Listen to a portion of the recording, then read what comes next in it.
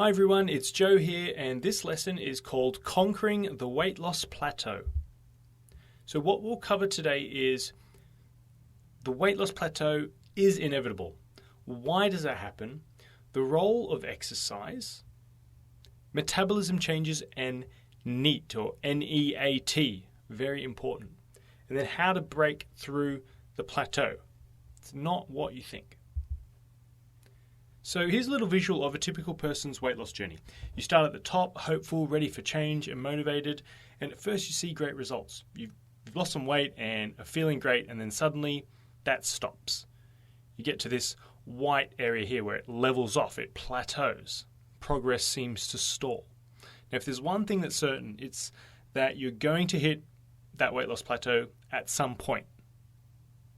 Maybe several points where weight loss appears to stall. Now, this dreaded weight loss plateau is inevitable. It's part of the process. You can't avoid it. And there's a fun little meme here that says, why can't there be a weight gain plateau where weight gain stops as well?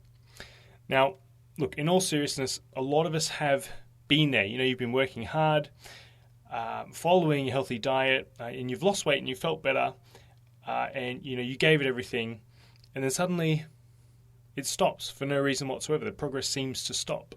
So you might try harder. You know, you might watch what you ate, you know, in finer detail, track everything. Maybe you've tried exercising harder, and yet nothing happens. The scale has stopped budging. Now, it's a very common story and is unfortunately part of everyone's weight loss journey at some stage. Now, why do we eventually hit a plateau? So the human body doesn't like change and works hard to maintain a state of balance called homeostasis, okay? So there are inbuilt mechanisms that physiologically make it harder to continue to lose weight. This is because your body sees a rapid loss of weight as a change and imbalance, and it wants to slow this down as much as possible to oppose, you know, that further weight loss, which is basically the complete opposite of what you are trying to achieve. But this is just how we've been hardwired since our ancestors so many years ago, that if it wants to hang on to calories, not give them away, because calories are supposed to be quite scarce and hard to come by. So that's why weight loss is seen by your body as a state of change and imbalance, even though you may be intentionally restricting your calories to lose weight. Now, to try and correct this change and imbalance in calories in and calories out, our body has a number of inbuilt adaptive processes that are triggered off that make it harder to continue to lose weight. So I've created this graph here on the right of the screen, and you can see that in green is how I want my weight loss to go, right? And then in red is kind of how it actually goes. So it kind of goes up and down a little bit, and eventually it will kind of plateau for a while. But if we continue the graph, it does continue to make progress so long as you're doing the right thing. So remember, your body, it's designed for balance, right? It likes to stay comfortable, or it likes small changes over long periods of time. Like weight gain is almost always very slow and gradual, right? Weight loss is a disruption to that balance, and your body will do everything it can to resist or adapt to that change to find a new balance. Now, while science is very much aware of this, the person trying to lose weight often will blame themselves, even though they are in fact just fighting an unintentional battle with their bodies. Okay, so what are the body's adaptive processes to restore this, balance? So the two main biological responses that happen as a result of weight loss is increased appetite and reduced metabolism or metabolic rate. So increased appetite is a physiological feedback within the body. So basically, appetite increases significantly when we reduce calories. It is more significant than the slowing down of metabolism as well, by the way. So you feel more hungry, yet you're also burning less energy than before you lost weight. On top of this, your metabolism begins to slow down in an attempt to resist any further weight loss, leading to what's called adaptive thermogenesis and contributing to the weight loss plateau. Now, this leads to your body being less efficient at burning energy and calories than it was when you started. Now, coupled with this, your body involuntarily moves less to preserve energy, which also limits the amount of calories you're burning. So basically, despite all your hard work and doing everything right, your body is, in a way, working against you to stop you losing more weight. Now, I know this sounds pretty dark at the moment, but we do have the solution. So, basically, why do we plateau? The appetite increases, right? Making it easier to unintentionally eat more and increase calorie intake, and your metabolism will decrease slightly. It's called adaptive thermogenesis. And this makes it harder to burn those extra calories that we may be unintentionally eating, because the appetite's increased, as well as the calories we are intentionally eating as well. Now, so said another way, you're feeling more hungry and your body is burning fewer calories than it was before you lost the weight. So it becomes very easy for people to increase their calorie intake during a plateau and think that they are still in calorie deficit like when they were losing weight, like when they started. Now, it's entirely possible that people losing weight truly believe they are sticking to their diet despite the weight plateau, because the regulation of appetite in the brain operates below that person's conscious awareness. That means the portion size can creep up over time without us being aware. We think we're eating the same amount, but we're actually not. If we could see a picture from when we first started, it would be smaller than it is now, and we're not even aware of it. We can't even see it when we're looking straight at it. Now, this varies from day to day and can easily go unnoticed because of daily fluctuations as well. So it might not be every day the portion is bigger, but in some days, and that adds up over time. Now, as I said before, fortunately there is easy things we can do to fix this or correct this and get things back on track. So on this side, I'm looking at how do we burn energy. Now, I'm going to spend a little bit of time here because it's hopefully going to give you a better understanding of just how we burn the calories we consume. So this graph here is a visual representation of human metabolism and what it's made up of. Basically, the different ways we burn and expend energy. Okay, so the dark grey section at the bottom is your BMR, or basal metabolic rate, sometimes called resting metabolic rate. Now, this is basically all the chemical processes and functions that our body does without us even thinking about it, like breathing, blinking as you read this, when you're asleep. Just the energy burnt to exist. Like these things burn calories, right? This makes up the biggest part of your metabolism, around 60% or so in most people, okay?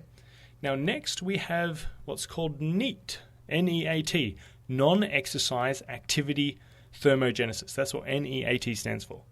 Now, this is the one above BMR on the graph here, on the chart. Now, this is all the activity you do that is not intentional exercise. And a lot of it is involuntary, including spontaneous movements like fidgeting, sitting, standing, hanging out the washing, walking from one place to another, etc. So NEAT makes up roughly 30% of your metabolism, of the calories you burn. But this can vary depending on your job. For example, a construction worker is going to have a higher, NEAT than an office worker who sits at their desk all day.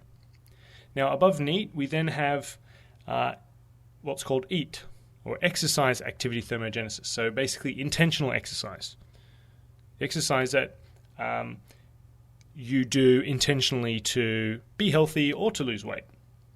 And this is, of course, going to vary greatly depending on what exercise you do. For example, resistance training versus very heavy cardio training. And it accounts for about 10 to 15% of your calories burned every day.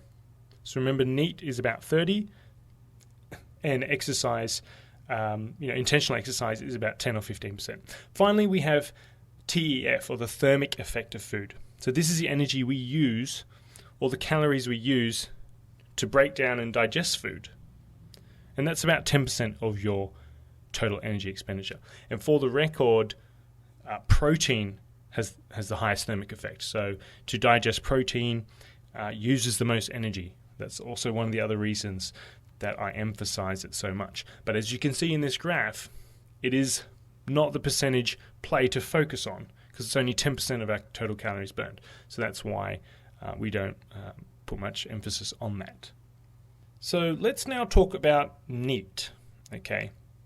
And what's interesting to note here is you can see that this non-intentional exercise that we're doing every day, it actually has a higher impact, or it contributes more to our energy expenditure than intentional exercise for the average person. Now, this makes sense. You're only training 3 to 5 hours a week. Say you train 5 times a week for an hour each.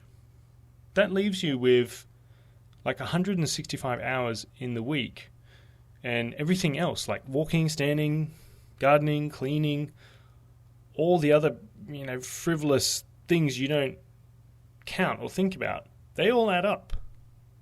And this is something we can really harness to help boost our metabolism simply by just moving more, walking, standing up, sitting down, taking the stairs, utilizing every opportunity as much as we can. It all adds up in those other 165 hours in the week. So basically this graph shows us that whilst, yes, exercise is important for health, of course, but it's not the percentage play when it comes to weight loss. You might have heard me say this one a lot. This is why, the saying is you can't outrun a bad diet, right? So what we want to focus on is NEAT. Now the BMR, there's not, the main chunk, the bottom part of the graph, there's not that much we can do to change it, because this is it just is what it is. It gets lower as we get older. It gets lower with muscle mass and several other factors, depending on your medical conditions as well. But NEAT, it does make up to 30% of your calories burned, and you are in control of that. Now, some people will still think like, well, what if I just exercise more? I'll just work out more. And like when it comes to the weight loss plateau especially, there's 3 things you got to keep in mind. Number 1, exercising more stimulates hunger. It makes you more hungry.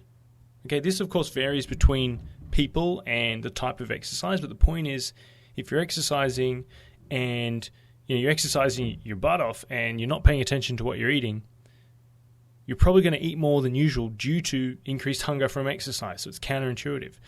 Number 2, people tend to eat more because they have exercised. And they always underestimate how many calories they eat, and they overestimate how many calories they burned through training. Now this leads to also seeking like a reward after a hard workout. The whole like treat yourself mentality. I killed that workout session today. I deserve this. I deserve this drink. I deserve this meal, this pizza, say. One pizza is 2,200 calories. The calories burned in a session that you can do at maximum, if you work out your top heart rate for 25 minutes, flat stick, until you almost die, you might get to 500 calories. Maybe. I've tried. Number 3, exercise can make you more lazy. Now, don't get me wrong, I exercise all the time. You should definitely exercise. It's good for so many different aspects of your health and your life. But in the short term, generally, they can wear us out and make us tired, meaning you're less likely to move around during the day. Sit more than stand, you're more likely to take the elevator instead of the stairs, meaning overall you're burning less calories by the end of the day.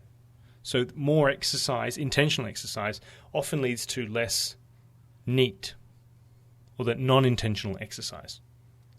Okay, so now you have a better understanding of the mechanisms that cause weight loss plateaus and how our bodies actually burn calories, right? Let's talk about some of the ways you can break through the plateau and keep working towards your weight loss goals. So here are a few small strategies that can sometimes, kickstart this process. So these 3 simple first steps. Now, number 1 is start with a small calorie reduction. So when people hit a plateau, they sometimes feel the need to overly slash or reduce the calories they're eating, thinking that this will lead to more weight loss when they stall. But this strategy isn't going to do them any favors or have any success. And they're probably going to feel pretty miserable doing it. Sometimes it only takes a small 100 to 200 calorie reduction to get things moving again. Number 2 is diet quality is just as important as quantity now, okay? So we want to aim for, the 80-20 rule here. Well, even 90-10, but basically whole foods versus junk foods. So by swapping out some, fun or junk foods in your diet for whole foods, you naturally have to restrict calories. because they're just less calorie dense. So as a general rule, we're going for 80-20. So 80% of your diet to be whole foods, healthy foods, unprocessed foods, 20% to be the junk. And over time, that whole food number should increase. And if you're at a plateau, maybe think about adding more whole foods in. Plus you get way more bang for your buck. They keep you fuller for longer, and they're full of good nutrients your body needs. So you're doing yourself a favor by including more in your diet. And, per gram, it's actually more cost effective to buy whole ingredient foods and make foods rather than buying processed foods. Number 3, make recovery a priority. So remember that your food and calorie intake isn't the whole picture here. And sometimes less can be more. So as we discussed earlier, if you start overdoing it with your training and exercise, for example, it can negatively affect your metabolism because you'll do less NEAT. So make sure, also that you're sleeping enough. How's your sleep hygiene? And your stress levels are in check? Because these can all impact your ability to lose weight effectively as well. I'll talk about these in an earlier lessons in Module 3. Okay, so what if you try these things, or you've already tried them, and yet you still aren't losing any weight? You're like, Joe, I did all that stuff. I promise, I did that consistently, each one of those. It still didn't work. Well, now you've got a better understanding of how and why they happen, these plateaus. Let's talk about how you can break through them and keep achieving results and working towards those goals, okay? So we've got some other steps. The first and most important is that you take advantage of NEAT, non-exercise activity thermogenesis, the non-intentional exercise we do in a day. So I want to show you here an extension of that metabolism graph I showed you before. So as you can see on the graph on the left, the image on the left, NEAT has a significant impact on our metabolism and daily energy balance. It's about 25 to 30% of your calories is burned from NEAT. Now this graph on the right, it's the same person. Say if we cloned that same person. So everything about them is the same, except the one on the left is sedentary and the one on the right is the active person. So you can see that their basal metabolic rate, the energy they burn at rest, it's similar. But the active person has a faster metabolism, which is shown in red, because they're more active and they move more. Their NEAT is much bigger. So that's why you could say that person has when we say they have a faster metabolism, it's actually the NEAT that's increased. So that means that this active version of the same person, they can eat more food and without gaining fat. And by that token, if they eat the same calories as the sedentary version of themselves, the active one would burn fat more effectively as well. Now here's another graph from a different study looking at the role of NEAT in people, and it shows you different calories burned each day depending on your job. So you can see here how different occupations with different levels of activity burn different amounts of calories throughout the day. So at the top we have strenuous work, like for example agriculture, and you're looking at 2,500 calories used there. And then we've got like standing work, like a shop assistant is 1,500. Seated work, like an office work with movement, is 1,000. Seated work, no option of moving, is closer to 500. And completely chair-bound is about 500. So notice the difference between being, say, chair-bound, like seated all day, compared to standing work. As simple and obvious as it sounds, by being more active throughout the day, you can artificially speed up your metabolism that way. You know, like I said before, you're only going to train or exercise, 3 to 5 hours a week generally. So there's another 165 hours in the week, and all the other moving that you do, right? Walking, standing, cleaning, everything else that you don't think of, it all adds up in those 165 hours. So increasing your NEAT daily is a really easy and effective and efficient way to make changes that are really going to help you overcome the weight loss plateau. So here are some tips to make the most of your NEAT. Okay, so you could walk when you can, like to the shops or the grocery store or whatever. Get off a stop early before or after work on transport. Commit to walking, the dog each morning, or walk with your partner or a friend. Instead of meeting them for just coffee, meeting them for a walk and then coffee, or vice versa, or just meeting them for the walk. Taking the stairs instead of the elevator at every opportunity. The 3 S's. This is a good one to remember. Sit up, stand, and stretch at your desk as often as you can. And you can get like apps and things on your phone or in your Fitbit or whatever that remind you to do that, to stand up and stretch. So you can do some chores or jobs around the house as well. So it's really interesting. So we have different types of home maintenance tasks and how they can influence calories. So, push mowing the lawn, it's 100 calories for 15 minutes. Raking leaves is almost 100 calories as well. Shoveling snow is 150 calories. Washing or painting a fence, that's like 60 calories. Spreading dirt with a shovel, again, it's like 70 calories. And cleaning gutters and things, 70 calories. So all of these things, odd things around the house, they definitely add up as well. And I really like this quote. It always stuck with me. I've probably mentioned it before, but it just changes your perspective on everything. I want every time something comes up where you can do a little bit of extra activity instead, I want my voice to be like haunting you in your head. Think of exercise as an opportunity, not an inconvenience. Okay, there's escalators and there's stairs or an elevator. Think of taking those stairs as an opportunity for you to increase your NEAT without it taking more time out of your day. Literally takes a couple extra seconds, so it won't even be noticeable in your day. Think of exercise as an opportunity, not an inconvenience. If you do that, everything starts to shift in your favor. Okay, so we've looked at how you can increase NEAT. The next thing to break through the plateau is to take a diet break.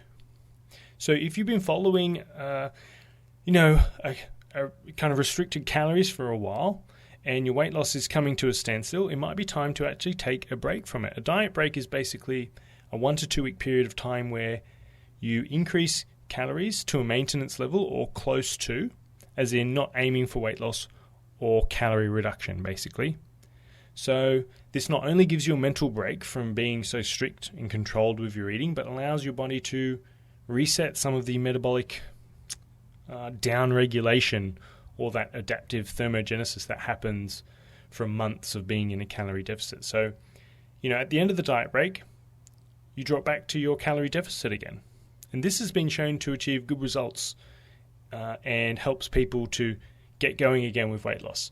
As, intermittent energy restriction or a diet break can improve weight loss efficiency as it's thought that as you reset the metabolic pathways that have been working against you. So you just have have 2 weeks of kind of maintenance calories and then start again. So, don't overdo it, obviously. Like a diet break isn't an opportunity to go off the rails, even though this can be tempting after, the frustration of working hard and not making progress that you'd like. You may be tempted to overeat or drop the ball a bit, but the goal is to eat maintenance calories, right? That is maintain where you are now, which means at the end of the diet break, you should weigh the same as you did when you started. Lastly, it's keep your calorie intake on track.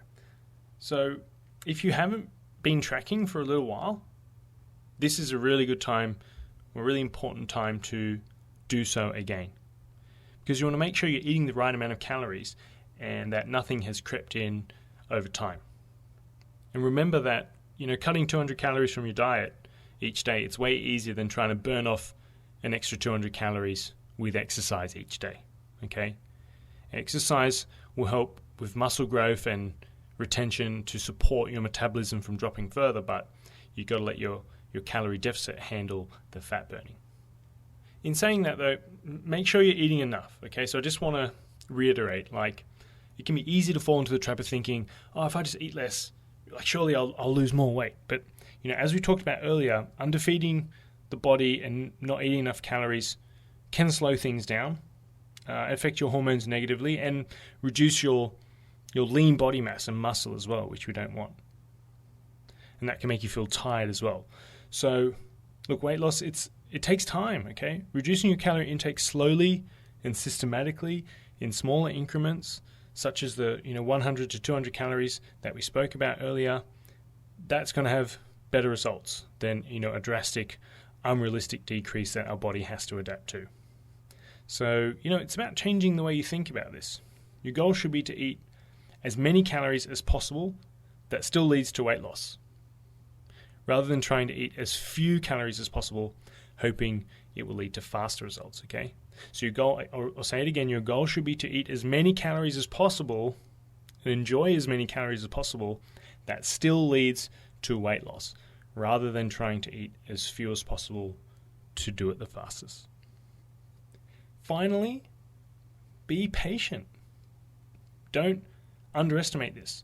So many people have unrealistic expectations when it comes to their weight loss journey. Losing a small amount, like half a pound or, it's a few hundred grams over 2 weeks, that's not a plateau. It's just a period of slow weight loss. If it hasn't been at least 3 weeks without any weight loss, you just need to trust the process and be a little more patient. And one really important thing to remember is that fat loss can be masked by water weight fluctuations, which can be influenced by so many different factors, the food you've eaten, hormones, etc. And, when I talk about weight loss, really we want fat loss, right? That's the whole point of this. So no change on the scales does not necessarily mean a plateau in fat loss. It could be a plateau in weight loss. And this is why I emphasize to my clients to check weight once a week, but also to take measurements once a week in order to check your progress, as the number on the scales can be very deceptive. You don't even have to weigh that often. I'd rather you do more measurements than weights. Measure each week and weigh yourself once a month.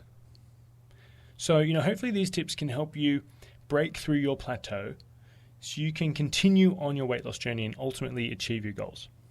Just always remember that the journey is what shapes you just as much as the destination, okay? Health is a day in, day out skill. It's not a destination. Okay, so to recap, we looked at, why the weight loss plateau is inevitable. It's normal. Expect it. It is a response to our body trying to maintain balance. It causes appetite to increase, and it can change our metabolism slightly. It's called adaptive thermogenesis. NEAT is the non-intentional exercise we do throughout the day, and increasing this can be a useful and easy way to speed up our metabolism and break through that plateau. And, ultimately, you can and you will get through that plateau. Remember to be patient and trust the process. And I'll leave this one with you. Believe in yourself, trust the process, and you'll see change that lasts forever. Okay, I'll see you in the next lesson.